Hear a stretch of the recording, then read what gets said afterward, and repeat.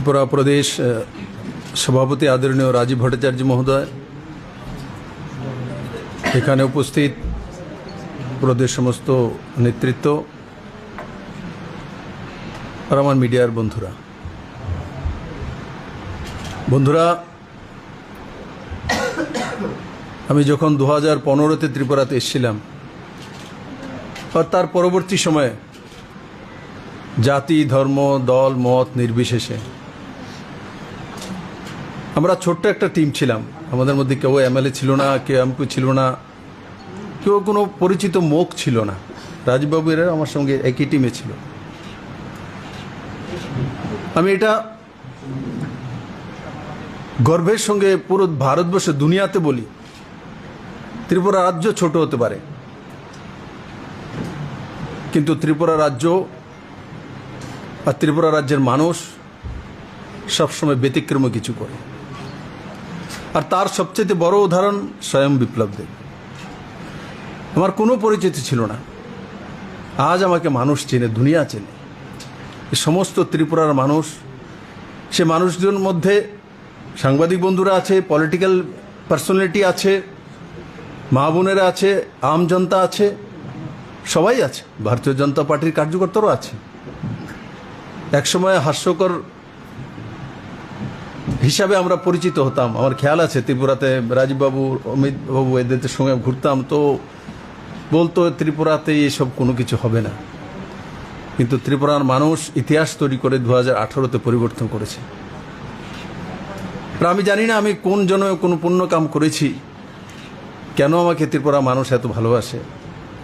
আমি একদিনও ত্রিপুরার মানুষকে কোনো দিন ভুলিনি, আর আমার মৃত্যু পর্যন্ত আমি কোনোদিন ত্রিপুরা মানুষকে ভুলব না।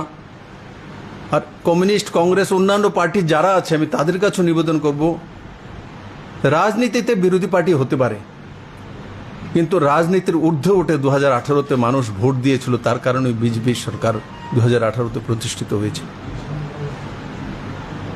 কমিউনিস্ট পার্টির বড় একটা অংশ বিজেপিকে ভোট দিয়েছিল, অঙ্কগণিত সেটা বলে, নেতৃত্বরা দিয়েছিল, আমাকে উৎসাহ জাগিয়েছিল। সত্তাতে থাকার পরও আমি সেগুলো অনেকের সঙ্গে শেয়ার করতে পারি না। আজকে আমি তার জন্য বলছি, কারণ 2018-এর পরে এখন আবার আমি ত্রিপুরাতে নির্বাচনের সম্মুখীন হতে হচ্ছে। আমি আপনাদের কাছে এসেছি, আমি সাংবাদিক বন্ধুদের মাধ্যমে সারা ত্রিপুরাবাসীর কাছে নিবেদন করব, আপনাদের বিপ্লব যদি ভালো লাগে তো পদ্মফুল চিহ্ন ভোট দিয়ে মাননীয় প্রধানমন্ত্রীকে শক্তিশালী করুন। আমি যতদিন মুখ্যমন্ত্রী ছিলাম 4 বছর 2 মাস, ভুল ত্রুটি আমার দ্বারা হতে পারে, চেষ্টা করেছি যে ত্রিপুরার মানুষের কল্যাণ হোক, ত্রিপুরার মানুষকে চেনুক। তার কিছু কাজ বাকি আছে। এবার মাননীয় প্রধানমন্ত্রী আমাকে একটা সুযোগ দিয়েছে, কারণ আমি রাজ্যসভার এমপি ছিলাম, আছি, যতটা পারি আমি ত্রিপুরার জন্য করি। কিন্তু লোকসভা এমপি হিসাবে জনতার কাছে ডাইরেক্ট যাওয়ার সুযোগ হয়, ডাইরেক্ট বোঝার সুযোগ হয়। আর আমি নিষ্ঠার সহকারে সেই কাজগুলো করব। মাননীয় মুখ্যমন্ত্রী মানিক শাহ মহোদয়কে অনেক অনেক ধন্যবাদ যে উনি এই রাজ্যে সুন্দরভাবে রাজ্য চালানোর চেষ্টা করছেন। মাননীয় প্রধানমন্ত্রীর নেতৃত্বে ওনার পুরো টিমকে ধন্যবাদ, আর সমস্ত সাংবাদিক বন্ধুদেরকেও ধন্যবাদ। কারণ কি 2016, 17, 15 এই যে সালগুলি ছিল 18 পর্যন্ত, আর তারপরও আমাকে বড় একটা সাপোর্ট, যেটা আমার স্ট্রেংথ ছিল, এটা ত্রিপুরার সাংবাদিকরা ছিল। আমি কারোর কাছে কোনো কিছু চাইও না, দিতেও পারিনি, আমার কাছে কিছু ছিলই না, শূন্য নিয়ে এসেছিলাম। কিন্তু তার পরবর্তী সময় সমস্ত বন্ধুরা একসঙ্গে সাথী হয়ে এটা ঐতিহাসিক পরিবর্তন করেছে।